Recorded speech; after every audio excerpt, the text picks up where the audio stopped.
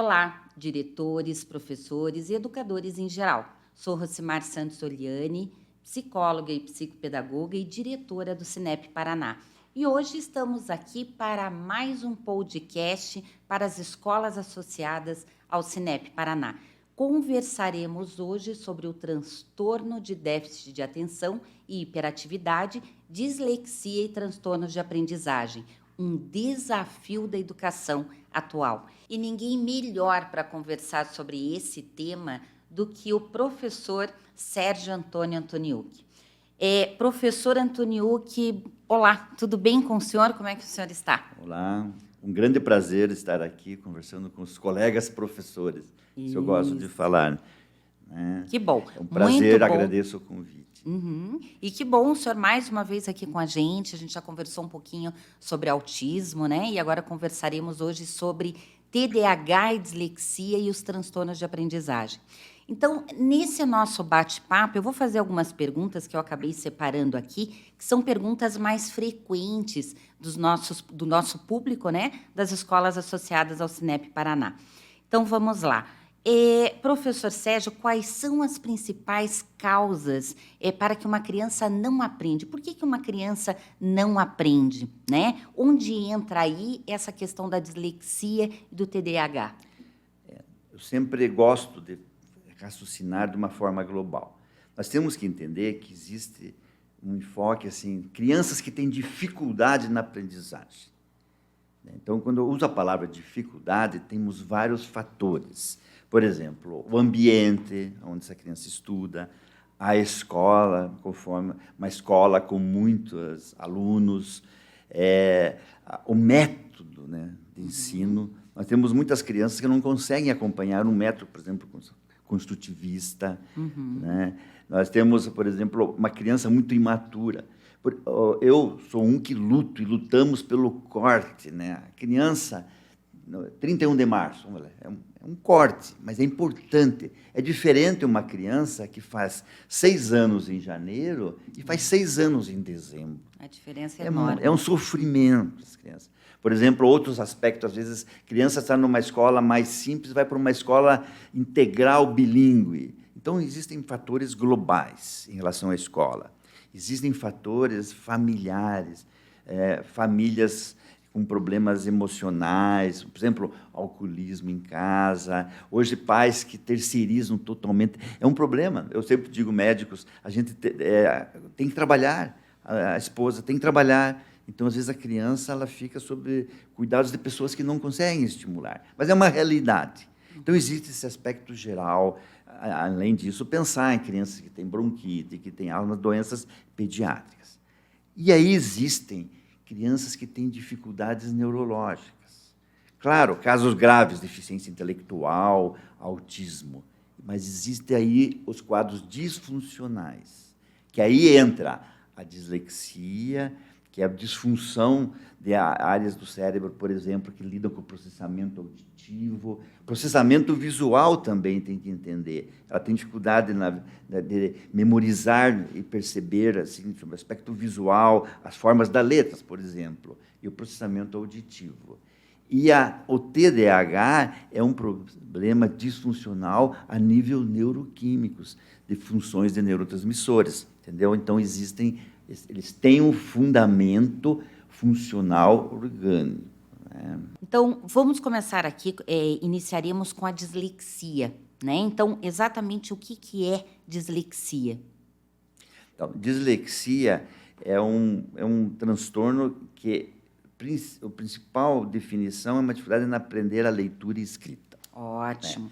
Então, por exemplo, um exemplo simples, a criança que não consegue identificar as letras, depois não consegue associar para as sílabas e não consegue fazer as frases.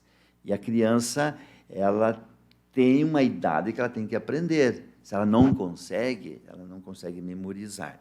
Essa é a principal definição. Tá, deixa eu aproveitar, doutor Antoniucci, às vezes uma dificuldade das escolas, que aparece muito, tanto nas escolas como nas clínicas, né? Uma letra ilegível é sinal que o aluno é dislexo? Não, a dislexia ela pode estar associada com a disgrafia. E a disgrafia também tem dificuldade de coordenação motora. Então, por exemplo, inclusive tem crianças que conseguem ler, mas não conseguem registrar o que elas leem. Entende? Então, estão juntas, mas é diferente o conceito de dislexia e de disgrafia. Tá? Tá. E qual é a causa da dislexia? Bem, também é importante saber que é frequente, é muito frequente. Eu já fiz estudos em escolas do interior, escolas muito simples, né, escolas de bairros carentes, e tem relação com muito ambiente socioeconômico. Então, são crianças que, às vezes, não são estimuladas e não têm um substrato cerebral, elas não se alimentaram bem, isso é um fator. Mas a maioria são fatores genéticos associados. Mas, por exemplo, o prematuro. Quando eu vejo um prematuro de 600 gramas lá no hospital, eu digo, ó, essa criança tem uma grande chance, até digo mais de 50% de chance de ou ter déficit de atenção junto, TDAH, porque muitas vezes, em muitos casos, são associados. E tem dificuldade específica de aprendizagem, tipo dislexia. Então, e familiares, fatores familiares. Tem que entender que a dislexia, sim, é uma criança inteligente, uma criança que tem uma função cerebral global funcionante, mas que tem um problema específico na leitura e, consequentemente, na escrita. Tá, perfeito. Quais são os sintomas e quais são os sinais de risco na criança de educação infantil, por exemplo? Esse é muito importante, gente, identificar na pré-escola essas crianças de risco. Eu acho que tem que trabalhar muito com os professores da pré-escola. Então, por exemplo, vamos imaginar, essa criança, eu falei que ela tem uma dificuldade de memorizar as letras. Tá? Lá, o que acontece antes dos 5 anos, antes dos 6 anos? Dificuldade de memorizar figuras geométricas, o desenho dela é muito imaturo. Por exemplo, uma criança tem 5 anos e não identifica triângulo, estou exagerando, ou quadrado, não consegue desenhar uma figura humana estruturar. Esse é um ponto. Então, a parte gráfica, a parte de identificação. Segundo, a linguagem.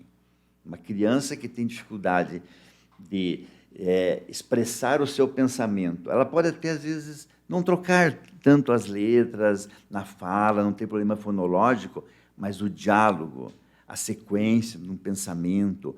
Por exemplo, uma criança tem 5 anos não consegue contar uma história, contar os fatos dos dia a dia.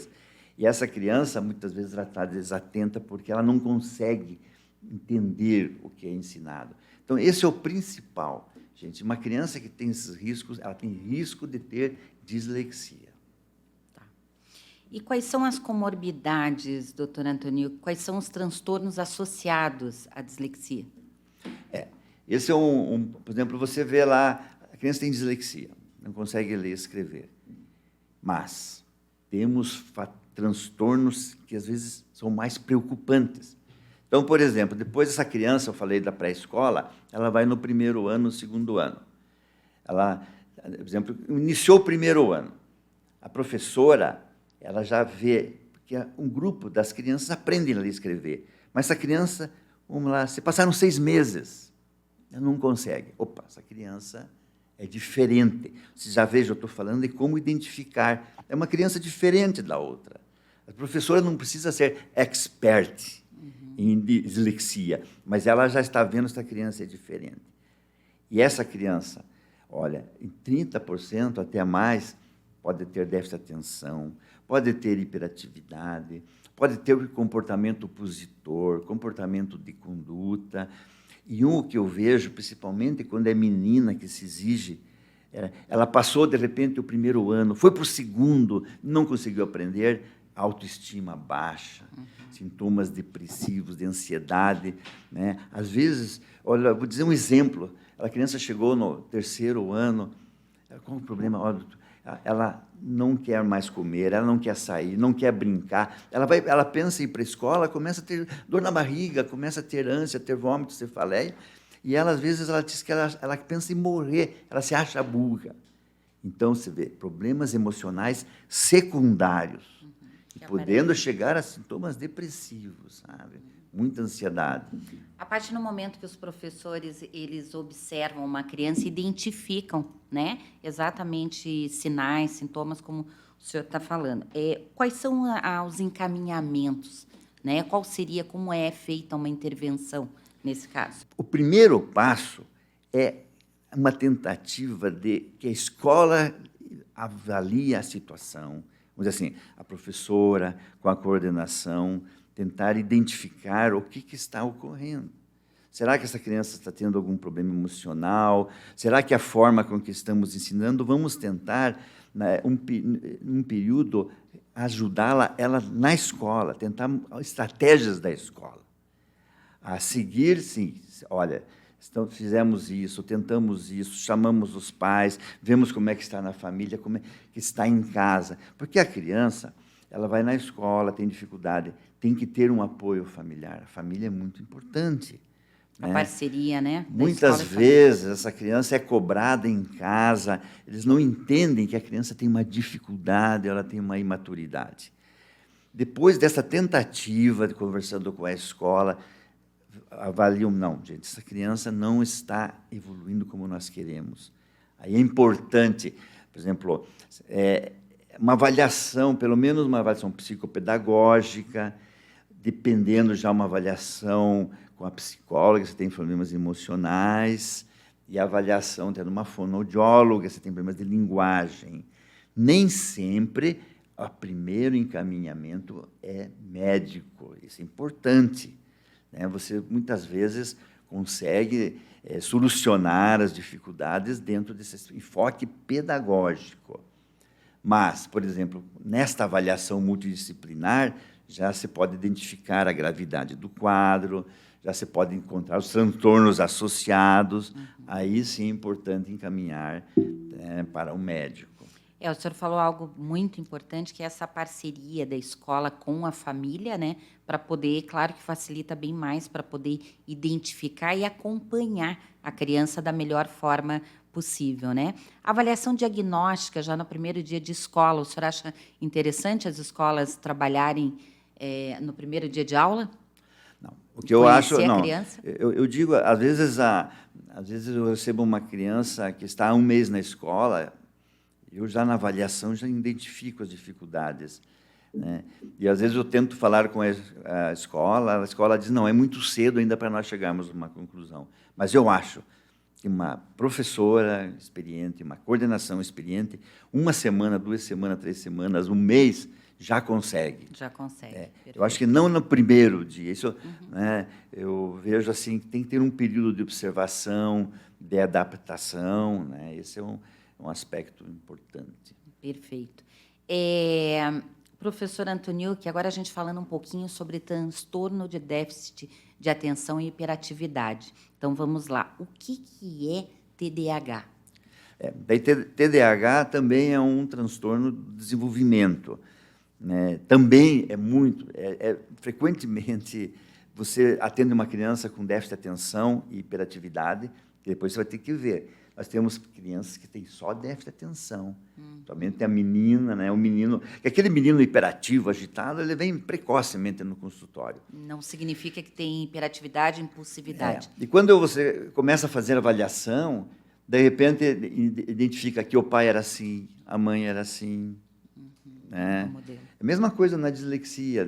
Puxa vida, eu escrevia dessa forma e tal. Então, também tem que entender que déficit de atenção e hiperatividade, na maioria das vezes, é genético, mas tem que cuidar.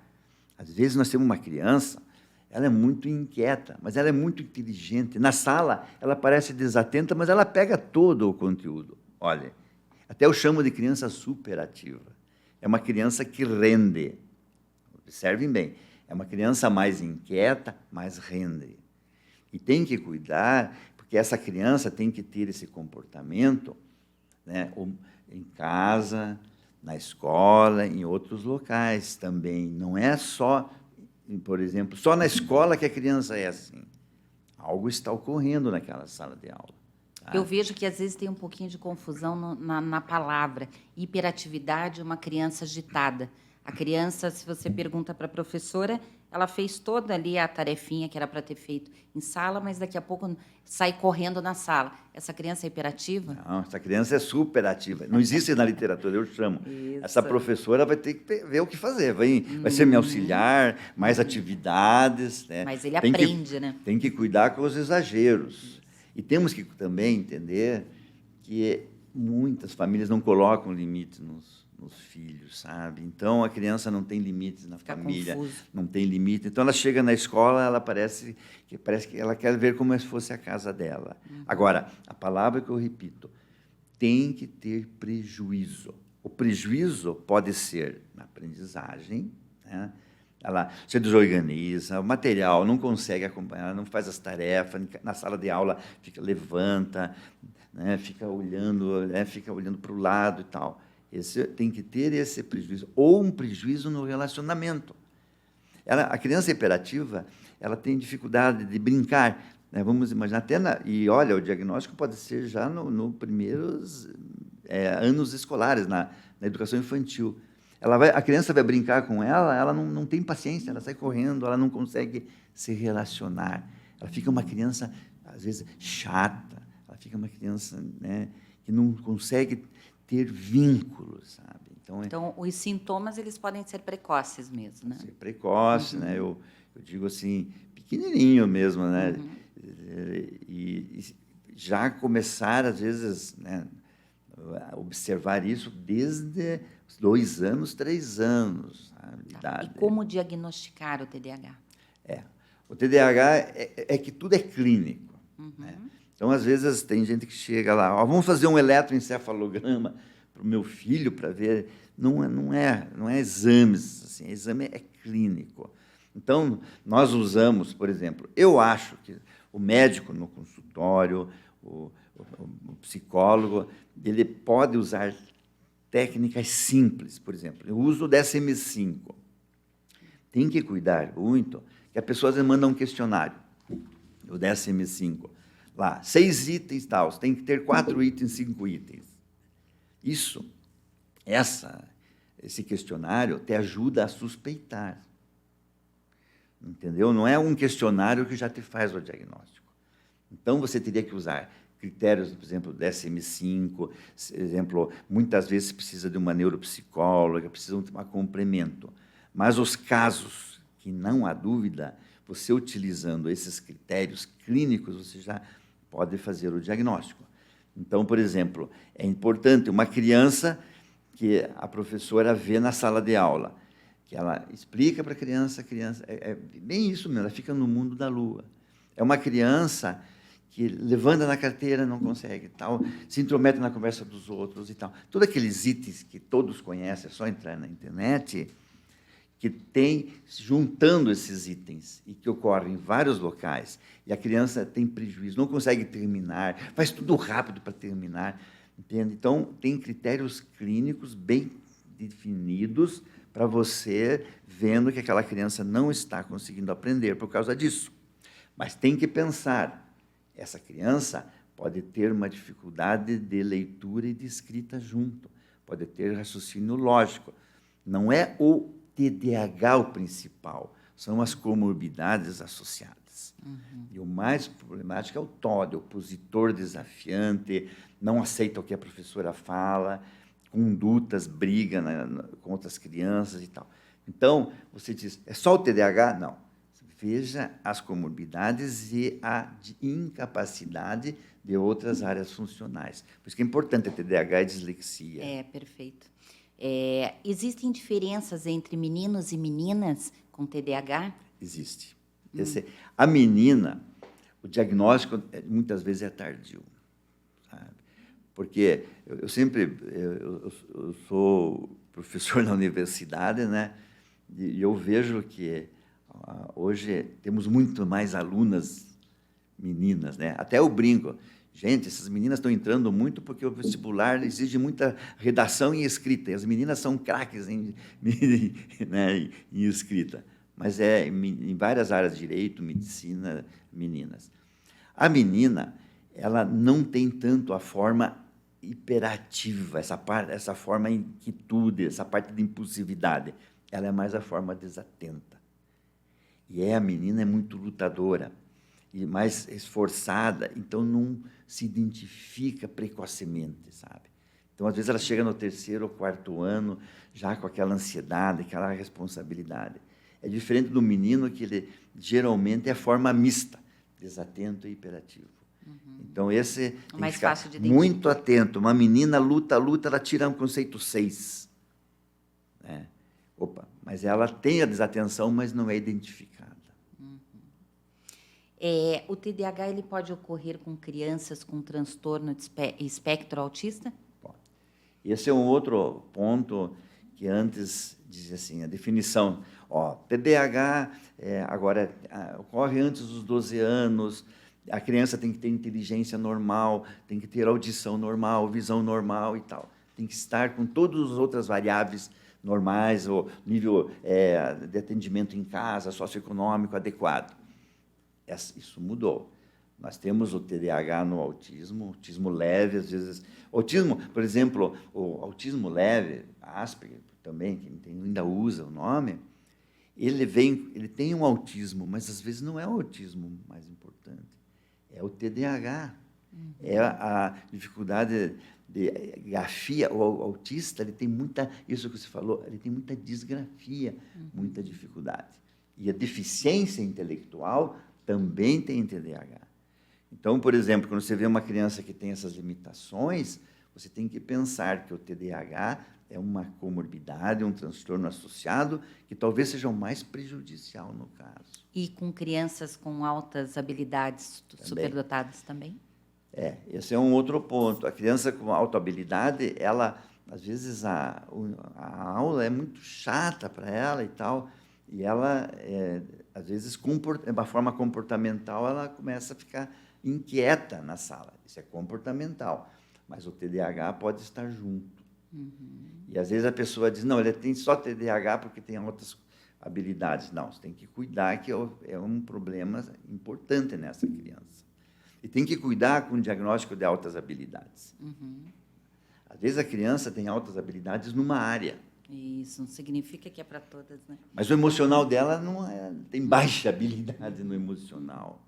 Tem que ver. Eu me preocupo quando, para fazer um diagnóstico de altas habilidades. Sabe? Bem, como é realizado o tratamento para o TDAH? O tratamento, vamos dizer assim, claro, eu sou médico, nós podemos comentar a parte medicamentosa, mas tratar, criança com dificuldade de aprendizagem é muito difícil, não é fácil. É difícil para a escola, é difícil para os profissionais que atendem, é difícil para o médico. Então, não é assim, por exemplo, eu trabalho na rede pública, eu trabalho com pessoas carentes, que não têm uma estrutura multiprofissional.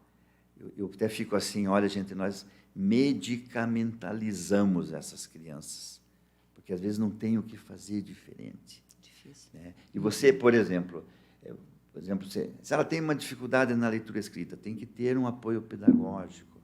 A parte emocional é uma criança que ela é irritada, ela às vezes está reagindo contra o ambiente, precisa de atendimento psicológico. A família tem que entender. Essas crianças em casa é um drama. Eu pergunto, para tomar banho, eu pergunto para a criança, quantas vezes tua mãe tem que pedir? Doutor, mais 7 vezes. Para escovar os dentes, assim, o ritmo em casa, para estudar, para fazer a lição. Essas crianças, elas não têm função executiva, elas não têm iniciativa, não têm planejamento. Então, vocês vejam a mãe lá, senta aqui, vamos fazer a lição. A família. Então, você vê, a família tem que entender suas limitações. Às vezes, olha, eu já vi casos extremos da família colocar a cinta do lado. Nem acredito que existe isso. Está aqui a criança e tal. Não, tem que dizer, gente, vamos fazer um trabalho dela, lição, uma parte. Agora descanse. Deixa ela correr e tal. Vamos voltar. A escola tem que entender, a professora tem, senta aqui da frente, vou te ajudar. Oi, Joãozinho, volta a olhar aqui. Né? A professora tem que entender que existe muito, né? Essas crianças, elas não fazem porque elas têm intenção de fazer, elas têm uma dificuldade e elas sofrem. Por exemplo, uma criança que tem TDAH, de repente grita com o colega, dá uma descarga enérgica, essa criança se arrepende. Então, vocês vejam, família, a escola, às vezes até eu digo os parentes, né? Ó, tem que falar para todo mundo que ele é assim, você tem que entender. E, nos casos em que as dificuldades são mais intensas e que há o prejuízo, existe o tratamento medicamentoso. Né? Então, esse tratamento medicamentoso, muitas vezes, a gente acaba ouvindo dentro das escolas, na fala de alguns professores, às vezes da própria mãe, né? Puxa, será que, de repente, essa criança não tem TDAH, não precisaria ver a Ritalina? Né? Já acabam, né, pressupondo e acabam meio que... O que o senhor me diz em relação aos tratamentos medicamentosos? Em que momento eu sou suspeito, realmente né? Sou médico, são necessários? Vamos lá. O tratamento medicamentoso, quando indicado, acreditem, ele ajuda em até 70% dos casos. Não sou eu que estou falando. Tá? Então, mas é um sofrimento da família, a família, doutor, eu não queria usar remédio. Sabe o que eu faço? Eu digo, ó, gente, vamos fazer um teste terapêutico.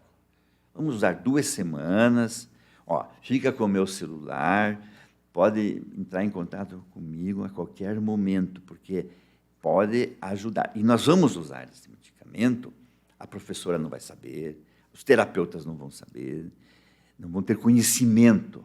Eu quero ver se esta medicação vai ajudar ele nos ambientes onde ele está. Porque é importante a pessoa observar a melhora sem saber que ele está sendo medicado. Tá? Então, esse é o primeiro ponto. Existem os estimulantes, que são o metilfenidato, que é a Ritalina, existem os de ação prolongada, que são da mesma linha. Né? E aí surgem assim, as perguntas. Meu filho vai ficar viciado? Quanto tempo? Quanto tempo? Olha, eu vou te dizer que eu tenho... Os efeitos colaterais. Eu tenho pacientes que hoje são médicos e... Até um paciente, o médico falou, olha, quando eu vou operar, eu uso o medicamento. Então, eu falei para ele, ó, se for me operar, use dose dupla. Né? Então, existem casos que, quando melhora, gente, é como colocar óculos.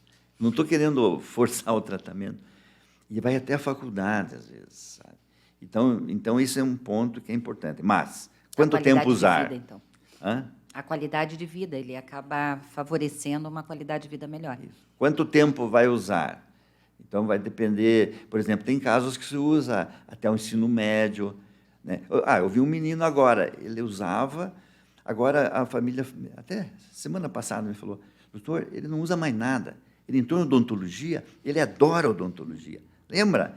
Ele dizia, por que eu estudo filosofia se eu vou ser dentista? Entende? Então, no ensino médio, ele precisava da medicação. Não era gostoso o ensino médio. Tá? Efeitos colaterais tem. E eu faço a lista.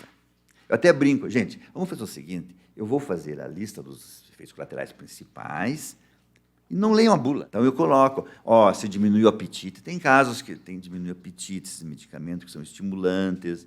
Né? Às vezes, tem outras opções que você pode usar. O sono. Né? Por exemplo, eu não quero usar um remédio que a criança fique apática, perca aquela alegria, entendeu? Então, eu acho que tem que ser muito claro, tem que explicar que o objetivo é para ajudar a criança. E o problema é que essa criança tem comportamentos agressivos. Você não pode começar com esse estimulante, você tem que usar um estabilizador do humor. Às vezes a criança vem com hiperatividade, acredite, 10 anos, e é bipolar. 10 anos de idade. Se eu uso a Ritalina, como você falou, eu boto fogo naquela criança. Então, você vê como é importante o diagnóstico médico. Correto. Então, eu uso um estabilizador do humor e depois, até eu brinco, olha, vocês estão com medo de um remédio, às vezes vai ter que usar 2, vai ter que estabilizar o humor, depois tentar usar a medicação. A criança vem... Ela tem uma depressão, você tem que tratar a depressão primeiro. Você vê como, às vezes, não é fácil.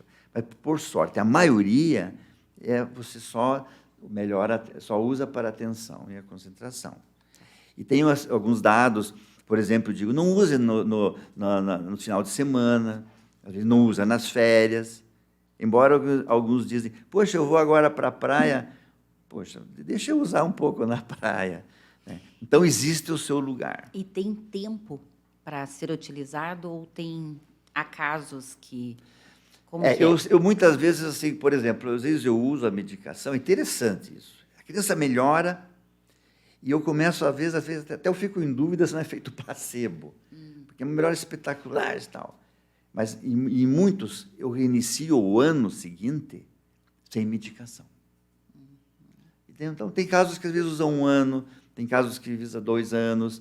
Agora, eu sempre digo, gente, tentem, porque eu vejo na prática que ajuda, sabe? Então, esse é um ponto que...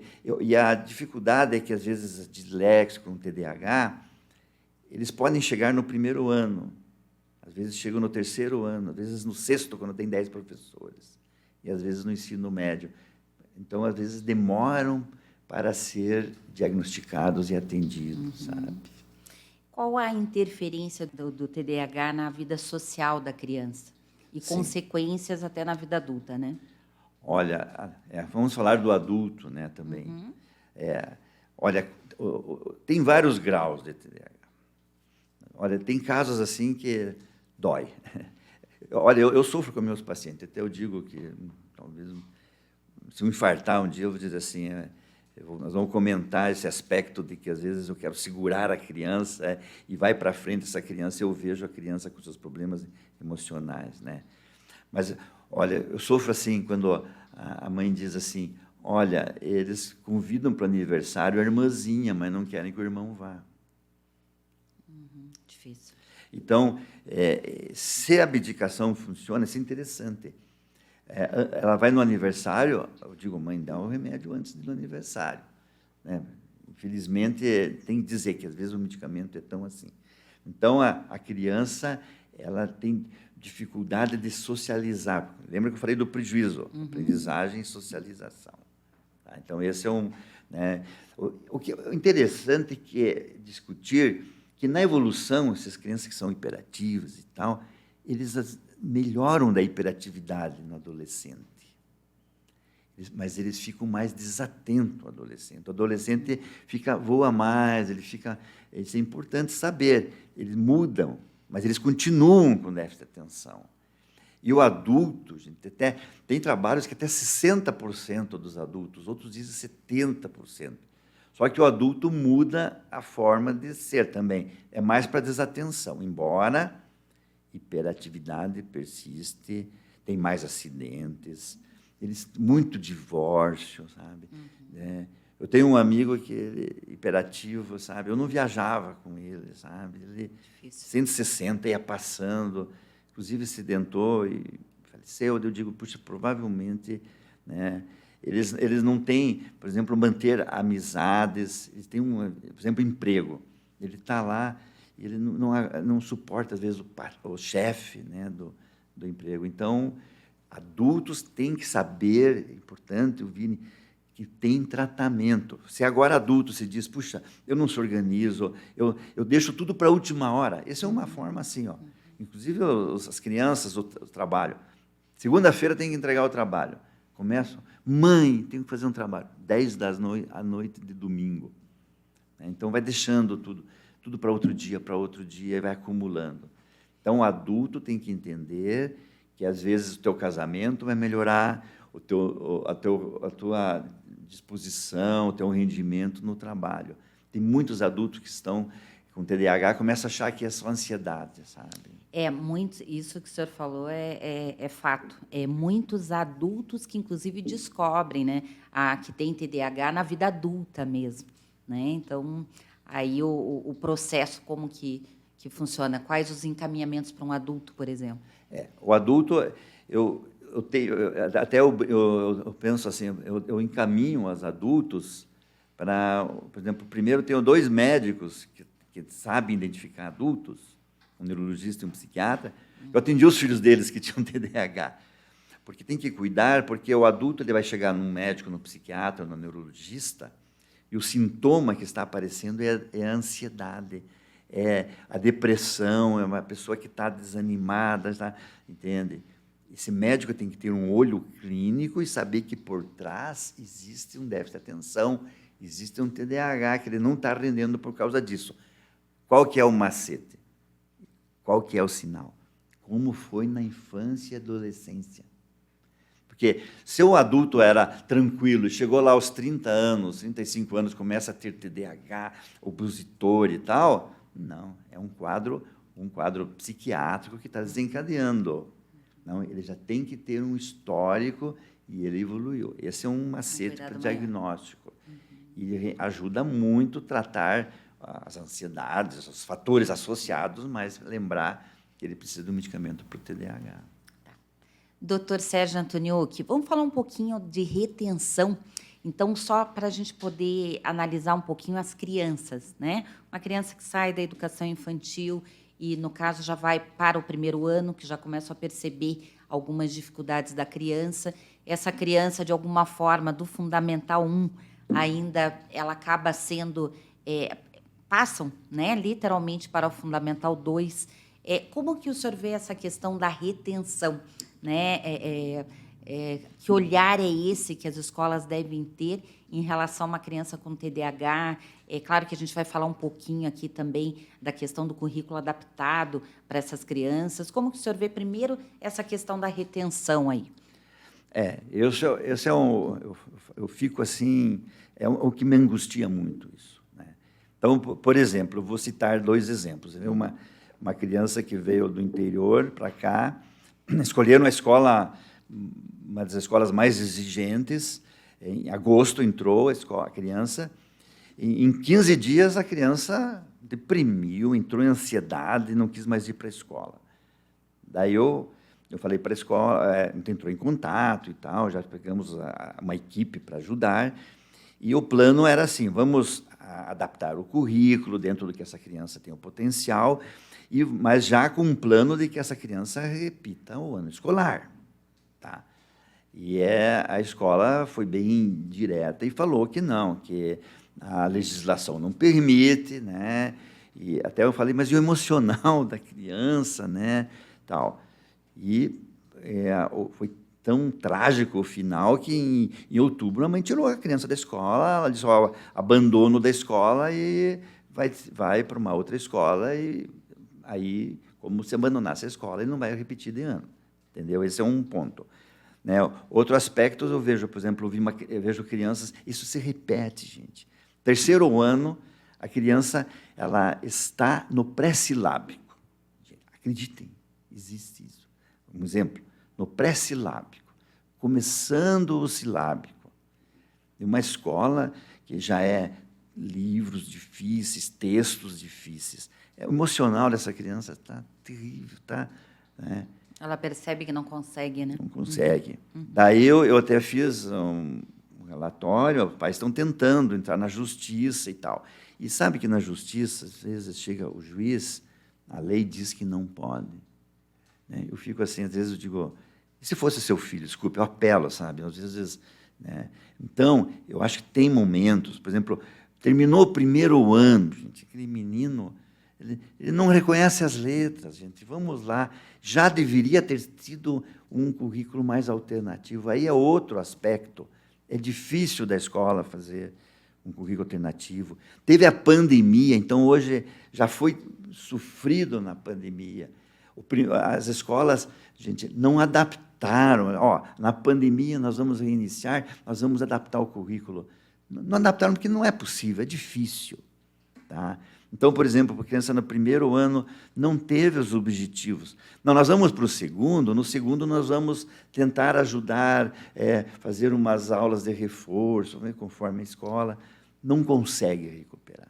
Então, eu acho que tem que existir a retenção e fazer um planejamento. E preparar a criança para essa retenção também. Né? E outro problema, o método construtivista. Eu brinco que... por exemplo, a minha neta está com dificuldade de aprender, daí eu mostro, sabe que eu tenho uma cartilha lá, uma cartilha velhinha lá, eu aprendi nessa cartilha e deu para ser médico.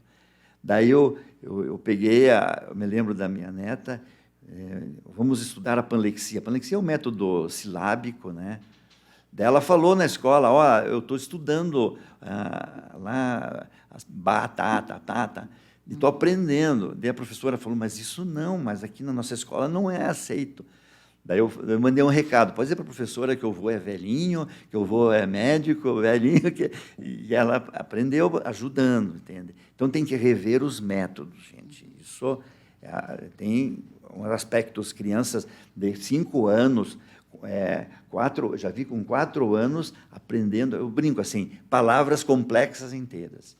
Então, existe esse aspecto também. Então, acho que tem que analisar que tem crianças, gente, que tem que fechar os olhos lá, IDEP, não sei o quê, porque tem que passar de ano. Existe isso, hein? Tem escola, o professor que falou, nós não podemos reprovar, né? E tal. Então, tem o seu lugar. Daí, outro ponto, do 5º para o 6º. Aí já é possível. Uma criança que tem uma professora, 2 professoras, de repente vai para o 6º, tem 10 professores. Entendeu? Então, gente, pense no emocional. Então, e mesmo voltando lá no prézinho, lá no pré, último pré, a criança, como eu falei, ela está com um grafismo muito pobre, ela está com uma linguagem muito pobre. Eu acho que tem escolas que fazem isso, sabe? E é muito importante essa questão do currículo adaptado, até por conta das avaliações com os alunos, né? Por exemplo, um aluno não consegue através da escrita, mas ele responde muito bem, né, de forma oral. Então, isso é importante, sim, verificar, aluno por aluno, ou seja, a questão individual de cada um, como ele responde da melhor forma possível, né? Outro ponto que me deixa assim, ansioso, angustiado, né? Acho que eu vou ter que tomar fluoxetina. Por exemplo, eu vi uma foto de uma criança, está incluída. Então, ela estava, a foto, eles fotografaram o aniversário, a criança estava lá no final da sala, com uma moça sentada do lado, né, uma tutora, né, longe dos outros alunos. Você vê como é que é essa inclusão, gente? Uma sala com muitos alunos, aquela criança sentadinha lá, fazendo... por exemplo, a criança escreve palavras simples, né? 6º ano, gente, e está ali. Como é que essa criança se vê nisso, sabe? Muito cuidado, acaba expondo a criança. Então, eu acho, assim, tem casos que tem que sair da sala, nos países desenvolvidos, sai da sala, mas excluir, não sei o que. Eu falei, gente, tem crianças que não querem sair da sala, eu concordo, mas tem crianças que precisavam estar mais individual, tem que ter um currículo adaptado. Não é fácil fazer. Essa criança especial, especificamente do 6º ano, que ela está no nível inicial de 1º ano, essa criança, tínhamos que ter tido umas classes mais lentas. Eu sou do tempo de classes especiais. Tinham classes especiais muito legais, tinham classes que eram um depósito. Mas essa criança, ela está se sentindo excluída. Então, a inclusão tem que ser revista também, sabe? Esse é um outro ponto que tem que ser contado. E é importante até para as crianças aprenderem de fato, né? A gente não ficar... Bom, falando em termos de prognóstico, doutor Antônio, como que o senhor vê tanto a TDAH e a dislexia, crianças ou adolescentes com esses transtornos, como que é? A questão é assim, sempre melhor. Sempre melhor. Isso é um aspecto. A Pamela, não sei se você fez aquele curso da Pamela. A Pamela foi uma senhora que criou esse método da panlexia, que nós temos um curso agora online, e ela sempre dizia, Sérgio, todas as dislexias curam, né? Eu discutia, não, melhor. Né? Tem disléxicos, por exemplo, eu tenho pacientes disléxicos, vamos dizer assim, um exemplo, porque eu, quando eu vejo a criança, eu não vejo só a criança ali, dislexia, TDAH, eu já estou vendo perspectivas. Né? Essas crianças, por exemplo, esse menino foi de odontologia, eles vão muito bem na prática. Eu tinha um menino também que foi uma luta, TDAH, brigava na rua, e medicamento. Eu sei que ele terminou o ensino médio, daí ele falou, quero fazer veterinário. Eu falei, que ótimo, né? Mas eu vou te achar umas faculdades que é 1 por 1, um candidato por vaga. Né? Passou no vestibular, acredita que eu fiz relatório para eles avaliarem mais prática do que escrita nessa faculdade. Hoje ele é um excelente veterinário. Então, você veja, tem médicos, né, que na faculdade que eu vi, eles a prova, eu chamei ele para ele ler para mim. E são ótimos médicos. Então, você tem que ver que a maioria, mesmo com esse grau, tem que saber que tem... Eu luto. Ó, letra cursiva até ensino médio, tem que aceitar. Letra cursiva eles fazem no vestibular. Então, você vê como você tem que lutar de várias outras formas. Mas tem disléxicos que é difícil. Você consegue, com apoio, terminar o ensino fundamental, né? Eu tenho um que vai muito bem. O que ele é hoje? Treinador de cavalos. Eles vão muito nas atividades práticas. Eu acho que tinha que ter os cursos técnicos mais fáceis para eles. Os cursos técnicos são muito complexos. Então, o prognóstico é muito variado. Felizmente, a maioria é caso moderado para leve. Entendo. A semana passada saiu a lei federal, né? Foi sancionada pelo presidente da República, onde dispõe, ou seja, o acompanhamento integral, né, para os educandos de dislexia e transtorno de déficit de atenção com hiperatividade. O senhor viu alguma diferença? Na verdade, é uma lei que foi, tudo bem, sancionada, mas que o Conselho Nacional Estadual, já desde 2016, vem, né, trabalhando com as escolas. As escolas, na verdade, estão revendo também essa questão dos currículos, né? Mas eu acredito, o que o senhor pode falar em relação a essa lei agora? Eu concordo que, realmente, muito do que está na lei já está sendo feito. Já é fato, né? É o fato que, quando eu converso com as escolas e tal, eu vejo, ó, nós estamos fazendo já isso estão preparadas, e tal. Né? Mas eu gostei, sabe? Eu acho que, com a lei federal, vamos acender todo mundo os olhos, vamos ter que fazer algo mais. Existe uma lei. Então, por exemplo, quando eu vejo... eu estudei aqui, tem 5 folhas, eu comecei a analisar, né, a lei. Então, por exemplo, trabalhar com capacitação de professores... Vai ser imprescindível, algo, né? Eu falando muito da escola pública também, que eu me preocupo. A escola particular, privada, tem mais condições. Então, eu acho que, assim, olha, capacitar os professores já vai melhorar, já vai diminuir a ansiedade dos professores. Né? Como nós estamos comentando... Olha, eu sou professor, gente, esse período de pandemia de aulas online, olha, a gente quase pirou, viu? Hoje eu estou dando aula online, né, ao vivo. Né? Eu falei, gente, vamos trazer os alunos aqui. Alunos separados, mas mostrar as aulas com criança eu não posso. Dar aula com criança, mas olho no olho é diferente. Então, acho que o professor vai diminuir a ansiedade, vai poder identificar, mas aí vai começar assim, e daí? Agora, o que eu vou fazer? Ele vai ver as crianças. Eu acho que as escolas vão ter que lutar para receber uma forma direcionada de dentro da escola. Eu falei que a maioria dos quadros de dificuldades na leitura e escrita se resolve na escola. Tá? E aí, por exemplo, daí vai ter qual a equipe que vai... A professora vai ver, ó, essa criança é dislexia e tal. Quem que vai ajudá-la? Vai ter centros. Eu acho que vão existir pressões com o governo municipal, estadual e federal. Algo vai mudar por ter essa lei federal, entendeu? Eu acho que nós temos que dizer, puxa vida, já temos isso, já temos estruturado, mas tendo uma lei, né, vamos conseguir, né? Tem que entender, a lei ainda vai ser regulamentada, gente. Já tem mães dizendo, agora, olha, vamos tutor para TDAH. Não é assim. Não vai ser dessa forma, tá? Mas eu vejo com bons olhos, porque existe algo que está movimentando e algo vai ter que acontecer. Né? Eu fico preocupado, por exemplo, até 10%, olha, em escolas assim, mais carentes, 20%, ou mais, 30%, lá no interior, 30% de crianças com dificuldade de leitura e escrita. Você vê com o autismo, que é 2%, nós estamos se batendo para ter atendimento, aonde que vai?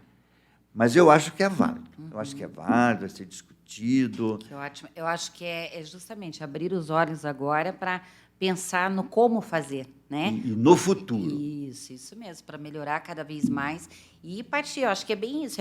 São muitos estudos, capacitações. Eu acho que a gente tem que ir para esse lado mesmo e ver com bons olhos. Não é ficar apavorado o que aconteceu, não. É agora o como desenvolver um trabalho cada vez melhor, que é como o senhor falou, já vem sendo feito, Já vem sendo realizado por feito as muitas escolas né? mesmo. E que, claro, que a gente precisa, já que a nossa demanda é tão grande, né, a gente abraçar Eu da acho que melhor esse aqui é forma possível. um embrião para daqui 10, 20 anos as coisas vão estar diferentes. Eu acho que... É isso Vamos mesmo. lá, eu Que sou bom, positivo, lutador, né? né? Então, Que bom. E que mensagem em relação ao nosso tema de hoje o senhor poderia deixar aqui para as nossas escolas associadas ao Não. Cinep Paraná? eu acho que nós temos que lutar pelas nossas crianças, sabe? Nós temos que saber que as nossas salas de aula, na faculdade também eu vejo, tem aquela porcentagem de crianças, aquele grupo de crianças que tem dificuldades. E temos que nos adaptar, nós temos que não deixar essas crianças sofrerem e terem problemas emocionais, que isso deixa sequelas para a vida, sabe? Não é fácil. Trabalhar ainda assim de forma preventiva sempre. As escolas, às vezes, eu converso com as escolas, às vezes até eu digo que a gente, os profissionais, a gente luta, e eu entendo a dificuldade. Entende? Parece assim, olha, é bom fazer isso, mas você tem que fazer o que é possível. E tem que entender que é um ser humano que está em formação. Né? Eu acho que... E nós, professores... Né? Por exemplo, eu sempre digo, se desse para sobreviver, no meu caso, né, ter uma família, eu ia ser professor de educação infantil. Olha, que é o mais legal. Você vê lá um menininho, uma menina, de repente está aqui. Né? O que eu me realizo, eu trabalho na Federal, eu vejo médicos, por exemplo, quando eu vejo que um dos 4 melhores cirurgiões vasculares do mundo está nos Estados Unidos, foi meu aluno. Quando eu vejo que na Inglaterra o melhor epileptologista foi meu aluno. Então, você tem que ver isso, tem que ver que aquela criança está ali, você diz, não, eu estou formando uma pessoa. Amanhã, isso mesmo. E, com dificuldades, tem como melhorar, como eu falamos. Mas que ótimo, nossa, sempre a sua mensagem é maravilhosa, né? Eu agradeço aqui pelo senhor compartilhar dos seus conhecimentos e estaremos aqui novamente, né, o ano que vem, com certeza, né? Fica aí o convite para o senhor novamente, né? E eu quero agradecer a sua presença, agradecer a presença de todas as escolas que aqui participaram no dia de hoje, né? E fica aqui a mensagem do Dr. Sérgio Antoniucci em relação, puxa, vamos estudar, vamos nos capacitar, vamos ter um olhar diferenciado para as nossas crianças, né, para que cada vez mais possam se desenvolver de uma forma mais saudável e feliz. Tá bom? Muito obrigada a todos pela participação.